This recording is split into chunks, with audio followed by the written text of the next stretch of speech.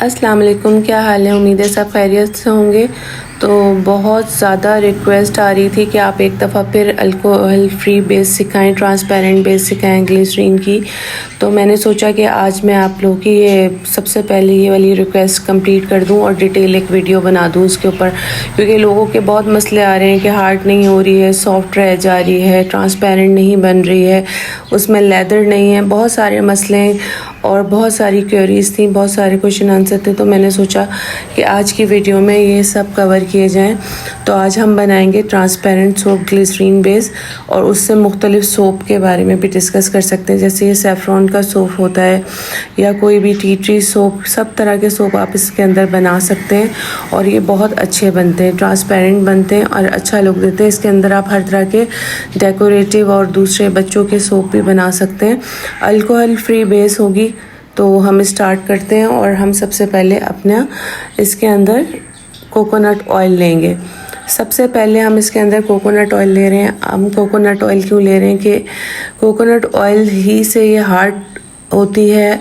Coconut oil होता है, palm oil होता है, हमें लाइट वेट ऑयल नहीं चाहिए, इसलिए हम इसमें हार्ड ऑयल यूज़ करते हैं, जैसे कोको बटर, शिया बटर भी यूज़ कर लेते हैं हम सम टाइम। तो इन चीज़ों से सारे हार्डनिंग एजेंट हैं इसके अंदर, तो आप लोगों ने ये इसमें इस्तेमाल करने।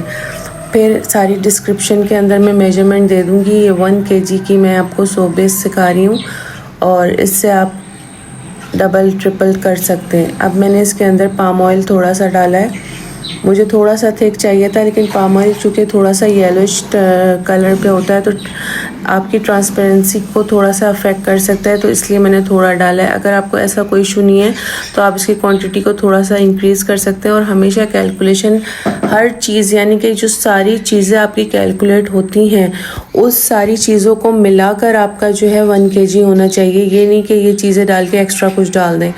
तो अब हमने इसके अंदर क्या किया है कि ना, अब हम स्टेरिक एसिड यूज़ करेंगे। स्टेरिक एसिड जो होता है आपका फेस के लिए भी बहुत अच्छा है, आपका इमल्सिफायर है इसके अंदर, और आपने जो है इसके अंदर स्टेरिक एसिड को यूज़ करना है। सैचुरेटेड फैट होता है इसके अंदर, यूजली ये कॉस्मेटिक स्किन केयर में यूज़ होता है और इसका ये होता है कि ऑयल सॉल्युबल होता है, वाटर सॉल्युबल नहीं होता है। इसका मेल्टिंग पॉइंट जो है 70 डिग्री तक होता है। तो ये जो है आपका एज अ थिकनर यूज़ होता है किसी भी क्रीम, लोशन, और इसके अंदर एज अ स्टेबलाइज़र यूज़ होता है इन सोप्स और आपके हेयर केयर प्रोडक्ट के अंदर। और जो है आपकी जो ऑयल और वाटर का जो सोल्यूशन है उसको सेपरेट होने से बचाता है। अब मैं इसके अंदर थोड़ा सा कैस्टर ऑयल ऐड कर रही हूँ। कैस्टर ऑयल जो है वो भी आपके बालों के लिए भी बहुत अच्छा है, आपके फेस के लिए बहुत अच्छा है। कैस्टर ऑयल के फ़ायदे बहुत ज़्यादा हैं, अगर मैं बताने बैठ जाऊँ तो एंटी एजिंग और ये सब प्रॉपर्टीज़ इसके अंदर मौजूद है, एंटीऑक्सीडेंट है, वो हम इसके अंदर ऐड करेंगे। फिर इस सारे मिक्सचर को हम बॉईल करने के लिए रख देंगे। हम डबल बॉयलर में इसको करेंगे। एक किसी भी पैन के अंदर आप पानी ले लें, उसके अंदर आप ये पैन अपना रख देंगे। आपने या तो स्टेनलेस स्टील का बर्तन लेना है या आपने ग्लास जार लेना है, आपने सिल्वर स्टील यूज़ नहीं करना। इतनी देर में हमारा स्टेरिक एसिड और ऑयल वगैरह मेल्ट हो रहे हैं, तो मैं लई सोल्यूशन बना के रख देती हूँ। आप ये लई सोल्यूशन इस सोप को मेल्ट करने से पहले भी बना सकते हैं, क्योंकि हमें इसका टेम्परेचर जो है वो 40 चाहिए। जब हम कॉस्टिक सोडा और पानी को मिलाते हैं तो इसका टेम्परेचर काफ़ी इंक्रीज़ हो जाता है और हमने प्रिकॉशन सारी लेनी है। गॉगल्स पहनने हैं, हाथों में ग्लव्स होने चाहिए आपके, और आपकी आँखें, आपका फेस, इवन हर चीज़ आपको सेव करके चलना है, क्योंकि ये बहुत ज़्यादा स्ट्रॉन्ग केमिकल होता है और ये जो है सोप मेकिंग में यूज़ होता है। अच्छा जी, आपने इसके अंदर अब कॉस्टिक सोडा ऐड करना है। हम इसके अंदर लई सोल्यूशन बना रहे हैं और हम ये 33% का लई सोल्यूशन बनाएंगे इसके अंदर। बेसिकली क्या होता है कि ये जो है केमिकल रिएक्ट करता है, फैट्स जो आप इसमें ऐड करते हैं तो उसके ज़रिए आप जो है सोप की फॉर्म में आपका जो है ये लिक्विड है और ये सब कुछ बनता है, जिस प्रोसेस को इसको स्पॉनिफिकेशन कहते हैं। इसमें क्या होता है कि आपके फैट्स जो होते हैं ब्रोकन डाउन होकर फैटी एसिड चेन बनती है और उस प्रोसेस से जो लई जो है इसको न्यूट्रलाइज हो जाता है ये, और उस प्रोसेस को हम स्पॉनिफिकेशन कहते हैं और उससे आपकी जो है सोप फॉर्म में ये थिक होना शुरू हो जाता है। अच्छा, आप स्पॉनिफिकेशन इसकी हॉट प्रोसेस में भी होती है और कोल्ड प्रोसेस, दोनों प्रोसेस के अंदर हम इसकी स्पॉनिफिकेशन जो है लई सोल्यूशन के ज़रिए करते हैं सोप मेकिंग में। लेकिन क्या होता है कि कोल्ड प्रोसेस के अंदर आप सारे ऑयल्स के बाद ये लई को जब मिक्स करते हैं तो ठंडा किए बगैर उसमें आप ऐड करना शुरू कर देते हैं और आप इसको मिक्स कर देते हैं। जबकि आपके जो मेल्ट एंड पोर प्रोसेस होता है इसके अंदर आप इसको 40 टेम्परेचर पे कूल डाउन करते हैं और जब आपका सारे फैटी एसिड और सारे वो आपके ऑयल्स वगैरह मेल्ट हो जाते हैं तो हम उसके बाद इसके अंदर ये ऐड करते हैं और फिर इनको हम मिक्स करते हैं तो उससे आपका ये सोप का प्रोसेस स्टार्ट हो जाता है। तो इसको हमने बनाकर पहले रख लेना है और इसको ताकि ये थोड़ा सा इसका टेम्परेचर नीचे हो जाए। जब ये इसको मिक्स करते हैं 40 पे टेम्परेचर आ जाता है तो उस स्टेज पर जिसको बहुत ज़्यादा मसला होता है कि सॉफ्ट बन रही है, ये वो मसले आ रहे हैं, तो इन्होंने जिन लोगों को हार्ड सोप बेस चाहिए उसमें सोडियम लैक्टेट आप यूज़ करेंगे। मतलब 1 kg के 2%, 1 kg में 2% के करीब। मैं आपको सारी मेजरमेंट डिस्क्रिप्शन में दे दूँगी क्योंकि इस वक्त ये होता है कि कोई चीज़ रह जाती है तो फिर आप लोग कंफ्यूज हो जाते हैं। इसको हमने बनाकर इस टाइम साइड पे रख लिया है। उसके बाद हम क्या करेंगे कि जो भी हमारे कूल डाउन फेज़ यानी जब हमारे सब चीज़ स्पॉनिफिकेशन हो जाएगी, हम मिक्सिंग कर लेंगे, उसके बाद हमारी जो भी चीज़ें ऐड होंगी तो हम उसमें ऐड कर लेंगे। हम इसके अंदर क्या करते हैं कि पीजी को ऐड करते हैं। पीजी जो होता है, जितनी आपको क्लियर ट्रांसपेरेंट सोप चाहिए बेस उतना आप पीजी ऐड करेंगे, कम भी ऐड कर सकते हैं। ग्लिसरीन की जो है ये ड्राई फॉर्म होती है। ग्लिसरीन ज़्यादा ऐड करने से समर्स में ज़्यादा मसला आता है कि स्वेटिंग हो जाती है आपके आफ्टर मोल्डिंग सोप के अंदर रखने से। तो ग्लिसरीन से जो होता है क्योंकि मॉइस्चर को एटमॉस्फेयर से मॉइस्चर रिटेन करती है तो इसकी वजह से थोड़ा सा आपका स्वेटी सा और थोड़ा सा आपका वो हो जाता है ये सोप बेस। तो इसको ग्लिसरीन की मिकदार को हम कम करेंगे, पीजी को हम थोड़ा सा बढ़ा देंगे। उसके बाद हम इसके अंदर बना के रखेंगे सुरबिटोल। ये सारा कुछ मैं पहले से, क्योंकि वहाँ पे हमारा लई सोल्यूशन वो जो स्टेरिक एसिड और कोकोनट ऑयल वगैरह मेल्ट हो रहे हैं, इतने में हम ये सारी प्रिपरेशन करके रख लेंगे। पहले करके रखने से ये होता है कि उस टाइम आपको वो नहीं होता टेम्परेचर आपका, क्योंकि जो भी आप सोप बेस बना रहे हैं अगर 75 से ऊपर आपका टेम्परेचर चला जाता है, कलर चेंज हो जाता है, ओवर हीटिंग हो जाती है, स्लो आपको इसको बहुत slow boiling double boil method पे बनाना होता है, बहुत पेशेंस चाहिए होता है, तभी आपकी क्लिस्टर क्लियर जो भी आपकी ट्रांसपेरेंट सोप जिसको रिक्वायर्ड है वो बनती है। मिल्की सोप में अलग रिक्वायरमेंट होती हैं, ग्लिसरीन सोप में अलग होती हैं, बिल्कुल ट्रांसपेरेंट अल्कोहल वाली में अलग रिक्वायरमेंट होती हैं। चूँकि हम यहाँ पर अल्कोहल फ्री बना रहे हैं, safe for all skin type, तो फिर हम इसके अंदर ये चीज़ें ऐड करेंगे जिससे आपकी सोप ट्रांसपेरेंट बने। तो सुरबिटोल की जगह आप शुगर और वाटर का भी बना सकते हैं, वो भी मैंने पहले वाली वीडियो में बताया हुआ है, आप देख सकते हैं।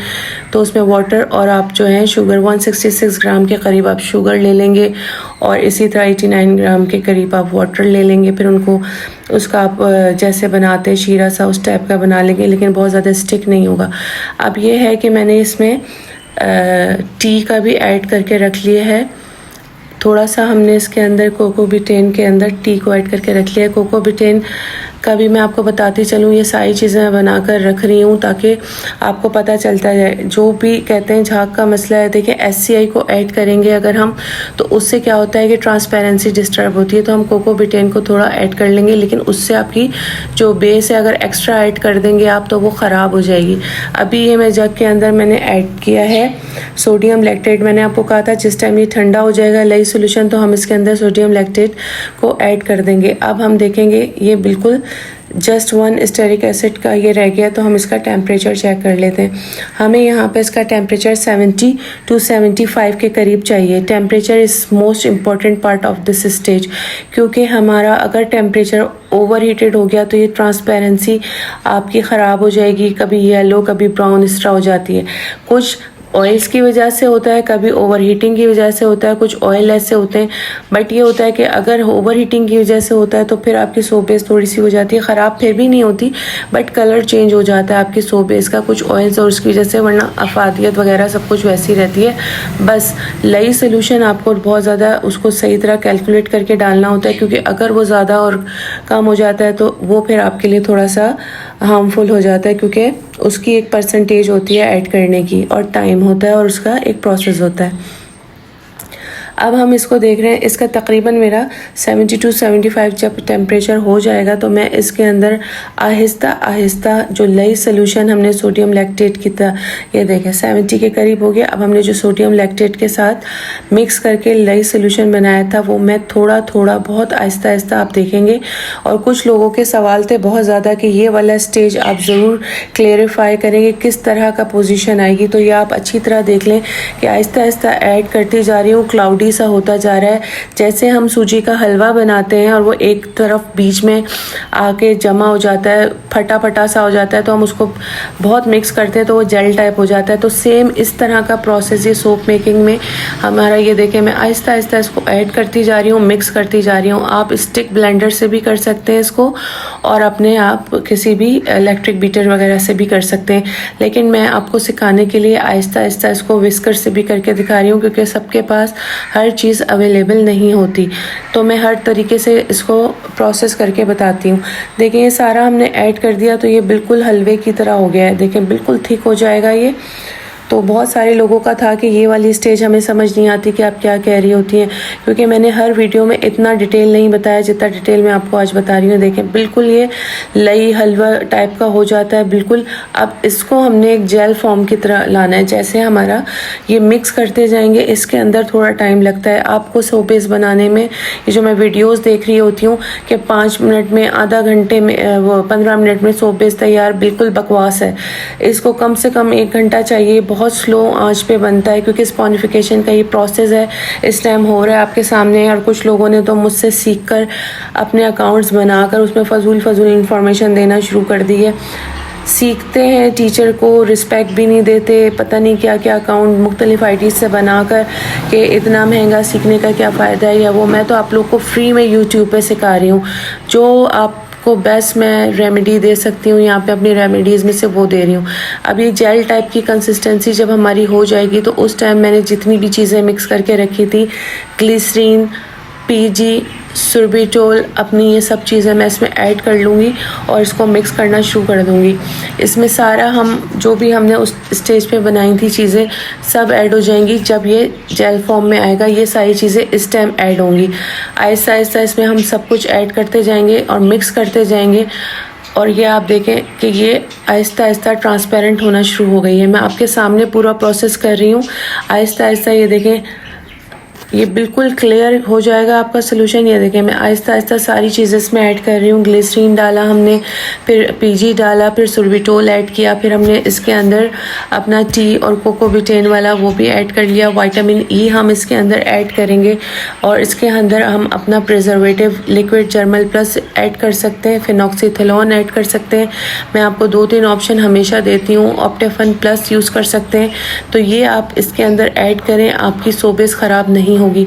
और उसके अलावा भी जब हम सोप्स बनाते हैं, रोज़मेरी डालते हैं, लिवेंडर डालते हैं, तो वो भी एज अ प्रिजर्वेटिव होते हैं, तो आपकी सोप बेस या सोप्स ख़राब नहीं होते। विटामिन ई भी एक तरह का है, लेकिन ये स्पेसिफिकली वो नहीं है कि प्रिजर्वेटिव है, बट एक्ट एज प्रिजर्वेटिव ये होता है, एंटीऑक्सीडेंट होता है, तो एज अ प्रिजर्वेटिव भी ऐड होता है। तो ये सारी चीज़ें मैं ऐड करके इसको मिक्स करती जा रही हूँ आपके सामने। इसकी शक्ल चेंज होती जा रही है, ये ट्रांसपेरेंट होना शुरू हो गया। जितनी अच्छी तरीके से आप इसकी मिक्सिंग करेंगे, और जब ये जेल टाइप का हो जाएगा और अच्छी तरह इसका टेम्परेचर 75 तक हो जाएगा, उस टाइम तो आप स्टोव बंद करके ये सब चीज़ें ऐड करके मिक्सिंग करेंगे, इस तरह हो जाएगा। या आप बिल्कुल धीमी आंच कर देंगे। वैसे ही हम लो इसको टेम्परेचर पे बनाते हैं, लेकिन आप इस स्टेज पे या तो बंद कर दें स्टोव, या फिर आप बहुत ही लाइट इसको स्टोव पे मिक्सिंग कर लें। जैसे ही ट्रांसपेरेंट हो वैसे ही आप बिल्कुल बंद करके इसको साइड पे रखें, ठंडा करें थोड़ा सा, थोड़ी देर मिक्सिंग करते रहें। बिल्कुल आप देखेंगे कि ये ऐसा ट्रांसपेरेंट बन जाएगा और इतनी अच्छी आपकी सोप बेस ये तैयार होगी। इससे आप हर किस्म का सोप बना सकते हैं। सोप्स की भी रेमेडीज़ मैंने बहुत सारी अपलोड की हुई हैं, आप वहाँ से देख सकते हैं। बाकी मेरा नहीं ख्याल कि मैंने आज हर चीज़ कवर कर ली है, आपको एक एक स्टेज दिखा दी है। बिल्कुल देखेंगे ट्रांसपेरेंसी आप चेक कर सकते हैं इसकी। बिल्कुल इसी तरीके से अगर आप फॉलो करेंगे स्टेप बाय स्टेप, तो आपकी सोप बेस बिल्कुल इसी तरीके से बनेगी। इस सोप बेस से आप मुख्तलिफ़ सोप बना सकते हैं, कोजेक सोप बना सकते हैं, सेफ्रॉन सोप। मैंने यूट्यूब के अपने चैनल के ऊपर मुख्तलिफ़ सोप सिखाए हुए हैं, टी ट्री सोप सिखाया हुआ है। तो उस टाइम ये होता है कि आप लोग उनको फॉलो करें, देखें, ये देख सकते हैं आप, इसकी ट्रांसपेरेंसी चेक करें आप। इसको मैं आपको कट करके भी दिखा रही हूँ, ये तैयार हो गया है। अब आप इसकी ट्रांसपेरेंसी चेक करें, इतनी ज़बरदस्त ये सोप बेस तैयार होती है। कोई भी सवाल अब भी रह गया हो तो आप पूछ सकते हैं, क्यों हार्ड नहीं होती वो मैंने बता दिया है। एक्स्ट्रा ऑयल और जितनी ह्यूमिडिटी होगी उतना आपका प्रॉब्लम होगा। तो कोशिश करें कि ठंडे एरिया में इसको रूम टेम्परेचर पे आप इसको मेल्ट करें, वो फिक्स होने के लिए रखें। इसको क्योर टाइम दें, फ़ौरन यूज़ नहीं होती। जितना अच्छा क्योर टाइम देंगे उतनी अच्छी आपकी सोप बेस बनेगी। फ्रिज में ना रखें, ये कॉन्सेप्ट कैंसिल कर दें, क्योंकि फ्रिज का एक अलग टेम्परेचर होता है, आपका एक अलग घर का या इलाके का टेम्परेचर होता है। तो आपने हर वक्त तो फ्रिज में नहीं रखना। तो कोशिश करें कि अपने रूम टेम्परेचर पे, हाँ एसी लगे हुए होते हैं तो एसी बेयरेबल होता है, क्योंकि आप जब इसको बेचने के लिए मार्ट वगैरह में भी रखते हैं तो वहाँ एसी होते हैं, तो वो वाला टेम्परेचर इसको सेट रखता है। बाकी एक्स्ट्रा ह्यूमिडिटी में आपको ग्लिसरीन की मिकदार कम करनी पड़ेगी, थोड़ा ऑयल की मिकदार कम करनी पड़ेगी। तो उसकी वजह से आपके हार्ड ऑयल आपने लेने पड़ेंगे। और विंटर में इतना इशू नहीं आता, लेकिन गर्मियों में बहुत ज़्यादा इश्यूज़ आते हैं। फिर उसके बाद सवाल था कि ये टी क्या काम करता है, तो वो भी मैंने आपको बता दिया कि ये न्यूट्रलाइज़ करता है। जब लई सोल्यूशन आपका इसमें ऐड होता है तो उसके बाद उसको फिक्स करने के लिए, थिक करने के लिए, और as a pH adjuster tea का ये इस्तेमाल है। और उसके बाद हमने इसमें कोकोबिटेन का बता दिया। उसको इतना ज़्यादा हम नहीं करते, क्योंकि कोकोबिटेन जो होता है वो अगर ज़्यादा डल जाता है तो आपकी सोप बेस हार्ड हो जाती है। तो उम्मीद है कि आपको आज की वीडियो अच्छी लगी होगी, इन्फॉर्मेटिव लगी है तो लाइक, शेयर, सब्सक्राइब कर दें, क्योंकि लोगों को होता है कि आप बार बार यही कहती हैं, तो मैं जस्ट इतना ही कहूँगी, अच्छी लग रही है तो शेयर करें। हर तरह के सोप बना सकते हैं, मैंने काफ़ी सारे आपको दिखा दिया। आप इसको इस तरह के हर तरह के सोप बना सकते हैं। तो इंशाल्लाह नेक्स्ट वीडियो में मुलाकात होगी। अल्लाह हाफिज़।